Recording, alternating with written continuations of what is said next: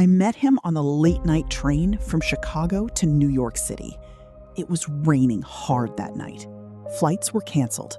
People were exhausted. Everyone looked angry at the world. I just wanted to get home, put on a hoodie, and disappear for a weekend. At the next stop, a man stepped into my train car. Mid to late 30s. Dark coat, expensive watch. The kind of tired eyes you don't forget. He stopped near my seat. "Is this taken?" I shook my head. For the first 20 minutes, we barely spoke. Then the train suddenly jerked, and my coffee spilled all over the floor. He laughed quietly.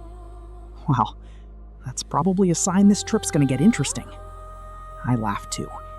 And somehow after that, conversation became effortless. His name was Andrew.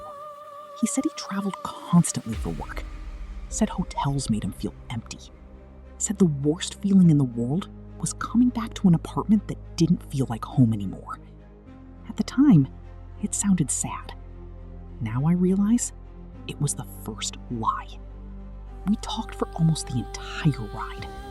Music, travel, relationships, how people slowly become strangers even while sleeping in the same bed. The scary part? He actually listened when I talked. No scrolling, no checking notifications, just eye contact. By the time we arrived in New York, the rain had turned into a storm. "I'll call you an Uber," he said. "You don't have to." But he already had his phone out. And for some reason, he stayed there with me in the rain while we waited. Right before I got into the car, he smiled and said, "Can I text you sometime? I haven't felt this." I don't even remember how long I stared at that photo. Maybe 10 seconds? Maybe an hour.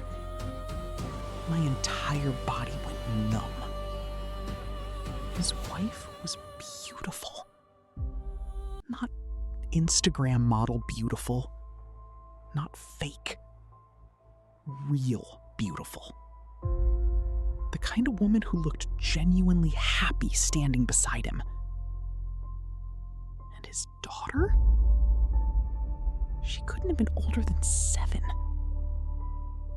There were dozens of unread messages on his phone. Most from his wife. "Did you land safely? Emma misses you. Call me when you wake up, sweetie." I felt sick. Not because he was married. Because suddenly every moment with him became disgusting in my head. Every dinner, every kiss, every time he looked me in the eyes and acted like I mattered. All of it was fake. I heard a move behind me. My heart almost stopped. "Why are you holding my phone?" His voice changed instantly. Cold. Sharp. Like I was the problem. I slowly turned toward him. "You have a daughter." For a second he said nothing. Then he rubbed his face and sighed like he was exhausted. "It's complicated. I swear every cheating man on earth must learn that sentence in the same class. You told me you lived alone. I practically do. You're married." I barely slept that night. I just sat there in the dark, staring at him asleep on my couch, while his daughter lay in a hospital room asking for her dad. I felt disgusting. Not just because of him, because of me. I kept thinking, what kind of woman becomes part of something like this? Around 4 a.m., I made a decision. I was done. The next morning, I woke him up and told him everything. This needs to end. At first, he didn't even react. He just sat there quietly, rubbing his hands together. Then came the manipulation.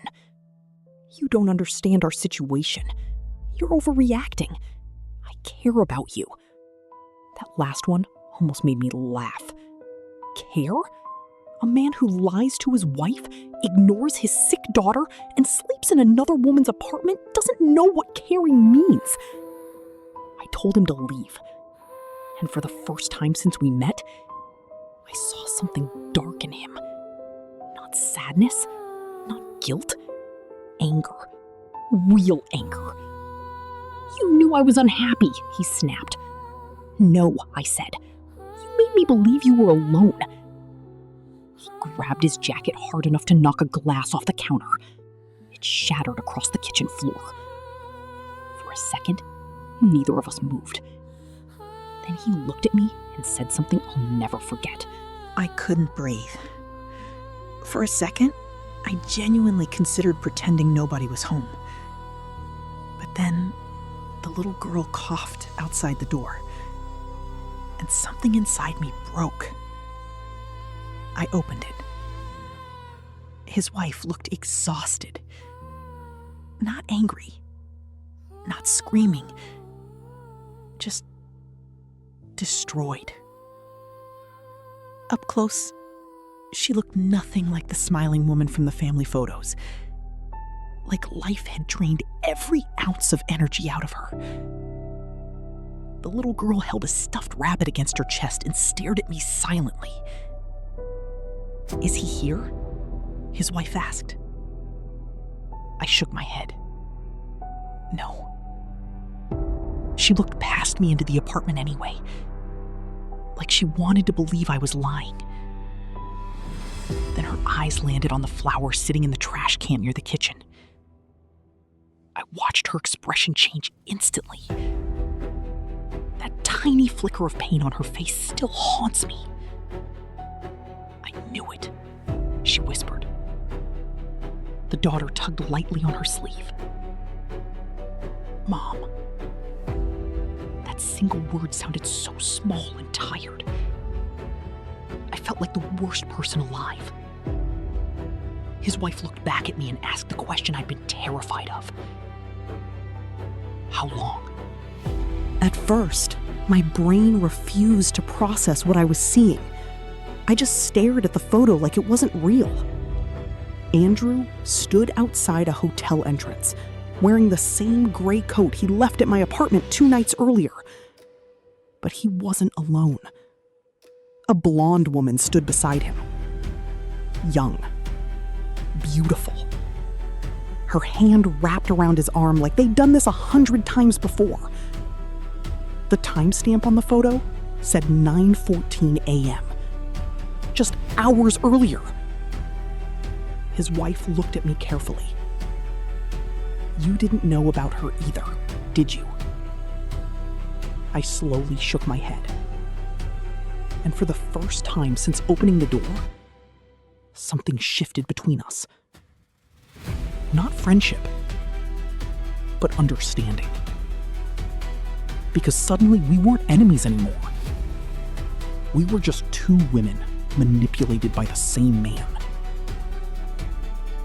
I hired a private investigator last month, she admitted quietly. That sentence stunned me. I thought he was cheating, she continued. But I never imagined it was this bad. Then she opened another folder on her phone. More photos. Different hotels. Different cities. Different women. Some looked older. Some younger. One picture showed Andrew kissing a woman outside an airport terminal. Another showed him holding hands with someone in a restaurant. It felt unreal. Like discovering you never actually knew. I felt like the floor disappeared beneath me. My name. Right there on his laptop. Like I was some kind of file. A project. A game. His wife zoomed in on the screenshot. Under each woman's name were notes, tiny details. Met at airport bar, recently divorced, lonely, easy to reconnect with, doesn't ask many questions. I stopped breathing when I saw mine. Train ride, emotionally vulnerable, responds to attention and consistency. I actually felt sick. Not heartbroken, humiliated. Because suddenly every special moment between us looked planned. The long eye contact, the deep conversations, the perfect timing. It wasn't chemistry, it was strategy. His wife looked ashamed even showing me this. "I found the files by accident," she said softly. "He keeps them hidden inside work folders." "How many women are there?" She hesitated, then quietly answered, 37. 37! I leaned against the kitchen counter because my legs literally weakened. 37 women. 37 fake love stories. 37 lives he stepped into like some kind of parasite. And somehow, I still don't think that was the worst thing. Because then she opened another screenshot. This one was different. It wasn't notes. It was messages. Messages between Andrew and another man. At first I thought maybe it was a friend. Then I read one line. "Business trip method still works every time." My stomach turned. More messages. "Airport girls are easiest. Divorced women attach faster. Never tell them too much too early." I felt disgusting reading it. Like I needed to scrub my skin off. But then I saw a message that terrified me. Nobody moved. The entire apartment went silent. The little girl clutched her stuffed rabbit tighter and looked up at her mother. Another knock. Slow. Controlled. Open the door. Andrew sounded calm. Too calm. His wife immediately stood up and whispered, "Don't answer." My heart was pounding so hard I could hear it in my ears. Then his phone started vibrating on the kitchen counter. Unknown number. Again. And again. And again. Like he knew we were standing there staring at it. Then came another knock. This time harder. "I know you're in there." The little girl started crying quietly. That sound changed everything. His wife grabbed her daughter and backed away from the door instantly. I picked up my phone with shaking hands and whispered, "I'm calling the police." The second Andrew heard that, his tone changed completely. "You seriously want to ruin lives over this?" Ruin lives. As if he hadn't already destroyed every person around him. Then he started talking through the door like we were all still on the same side. "Listen to me carefully," he said. "You don't understand what's happening." His wife looked terrified now. Not angry. Terrified. And honestly, that scared me more than his knocking. Because it meant this wasn't the first time she'd seen him like. My hands were shaking so badly, I almost dropped the phone. The attachment was huge. Dozens of gigabytes. Photos, videos, documents. And underneath it, one short message. "He deserves to burn." I looked toward the apartment door. Silence now. No knocking. No yelling. Just silence. Then another notification appeared. unknown number. Do not open that file. Andrew. A second later, he's trying to destroy all of us. His wife suddenly grabbed my wrist. Turn your phone off. What? Now! The fear in her voice felt real. Not dramatic, not exaggerated. Real fear. That's when I realized something terrifying. She wasn't scared of Andrew anymore. She was scared of what was inside that archive. Before I could react, nobody spoke for a second. Daniel looked exhausted, like someone who hadn't slept in days. Behind him was a cheap motel room. Dim light, TV flickering in the background. He looked directly into the camera. You need to leave that apartment right now. Andrew's wife immediately stepped closer to my phone. Where is he? Daniel ignored the question. Instead, he said something that made my blood run cold. My brother isn't just cheating on women. I felt my chest tighten instantly. He's been running scams for years. The room went completely silent. Daniel rubbed his face and continued. At first it was small stuff. Rich, lonely women. Fake investments.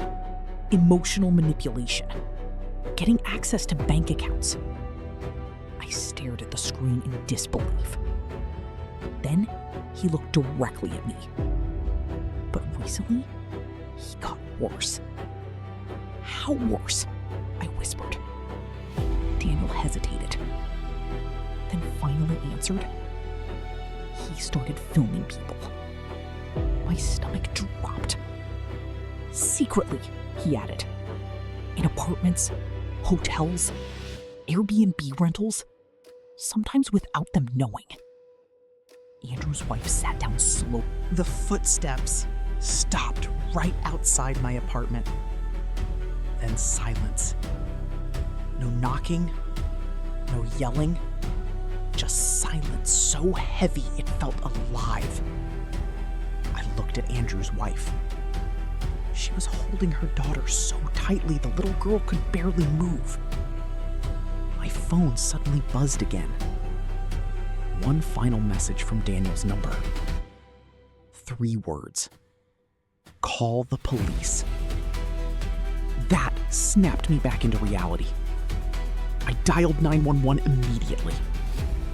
And the second the operator answered, the apartment door handle slowly started turning.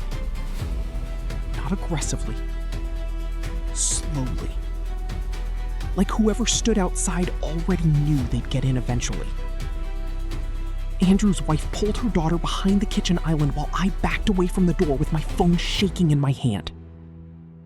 Then, the handle stopped moving. A few seconds passed, and we heard footsteps walking away down the hallway. This time for real. Police arrived less than 10 minutes later. By then, Andrew was gone. So was Daniel. The officers searched the building, the parking garage, and nearby streets. Nothing. It was like both brothers vanished into thin air. But the archive? That changed everything. Police cybercrime investigators took copies of the files that same night. And over the next few weeks, the truth became bigger than any of us imagined. There weren't 37 women. There were over 200. Different cities. Different states. Years of manipulation. Fake identities. Recorded videos. Financial scams. Blackmail